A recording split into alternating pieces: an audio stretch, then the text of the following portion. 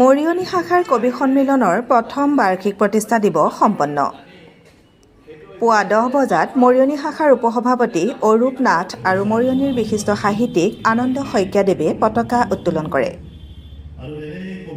মৰিয়নি শাখাৰ উপদেষ্টা ৰঞ্জিত গোহাঁই বৰুৱাই বন্তি প্ৰজ্বলনেৰে স্মৃতি তৰ্পণ কাৰ্যসূচী সম্পাদন কৰে।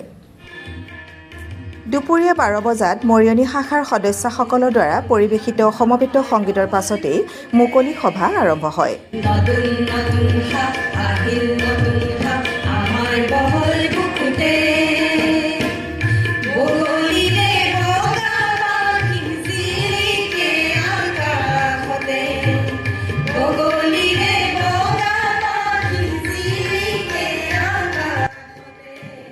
মৰিয়নিৰ সমাজকৰ্মী নেকিবুল ইছলামে আধৰা অনুষ্ঠানত সভাপতিত্ব কৰে কৰঙা উচ্চতৰ মাধ্যমিক বালিকা বিদ্যালয়ৰ প্ৰধান অধ্যক্ষ অৰূপ নাথে।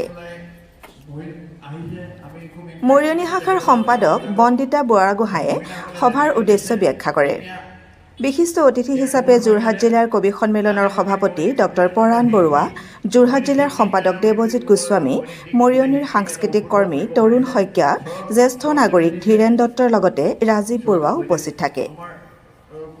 তৰুণ শইকীয়া, বনসংগীতা বৰা আৰু দুলুমণি মালাকাৰে গীত পৰিৱেশন কৰাৰ লগতে মৰিয়নি ৰঞ্জুন ডান্স একাডেমীৰ কণকণ শিশুসকলে এটি সুন্দৰ নৃত্য পৰিৱেশন কৰে।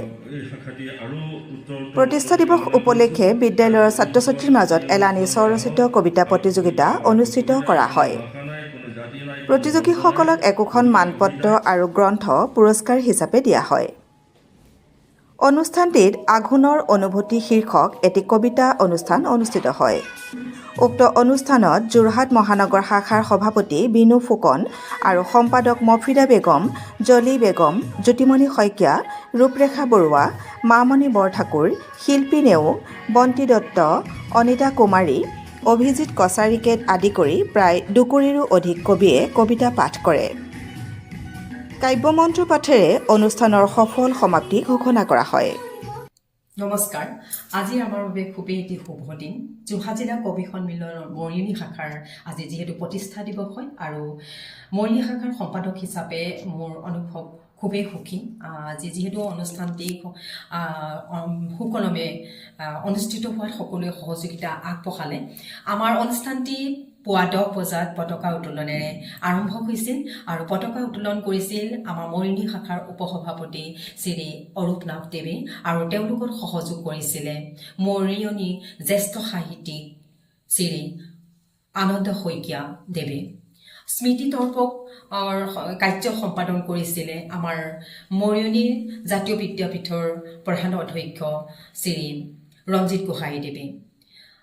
আমাৰ অনুষ্ঠানটি আগ ধৰিছিলে মৰিয়নি জ্যেষ্ঠ সমাজকৰ্মী শ্ৰী নেকিবুল ইছলাম দেৱে আৰু অনুষ্ঠানটি লৈ আমি বিশিষ্ট অতিথি হিচাপে আমন্ত্ৰণ কৰি আনিছিলোঁ যোৰহাট জিলা কবি সন্মিলনৰ সভাপতি ডক্টৰ পৰাণ বৰুৱা ছাৰক আৰু যোৰহাট জিলা কবি সন্মিলনৰ সম্পাদক শ্ৰী দেৱজিৎ গোস্বামীক। আৰু তেওঁলোকে আমাৰ এই অনুষ্ঠানটিৰ সুন্দৰভাৱে সহযোগিতা আগবঢ়োৱাৰ বাবে আমাক উৎসাহ দিবলৈ অহাৰ বাবে তেওঁলোকক ধন্যবাদ জনাইছোঁ। আৰু আমাৰ অনুষ্ঠানটিত আজি বিশেষভাৱে এটা কাৰ্যসূচী হাতত লোৱা হৈছিলে কবিতাৰ পথাৰখনত নতুন শস্যৰ গজালি মেলাৰ এটাৰ আমি প্ৰচেষ্টা লৈছিলোঁ। কেইবাখনো বিদ্যালয়ৰ ছাত্ৰ ছাত্ৰীৰ মাজত আমি স্বৰচিত কবিতা প্ৰতিযোগিতা পাতিছিলোঁ আৰু কেইবাগৰাকীও তাৰ ভিতৰত আমি কবি ছাত্ৰ ছাত্ৰীৰ মাজৰ পৰা আমি বাছি উলিয়াইছিলোঁ আৰু তেওঁলোকে কবিতা পাঠ কৰিছিলে। আমি আমন্ত্ৰণ কৰি আনিছিলোঁ তেওঁলোকক আজি।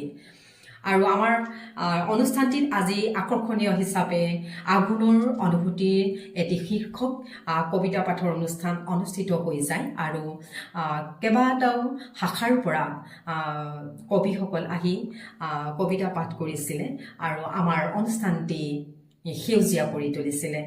আৰু সদশেষত ক'ব বিচাৰোঁ যে আজি আমাৰ মৰিয়নি শাখাৰ সভাপতি বিশেষ কাৰণত উপস্থিত থাকিব নোৱাৰিলে।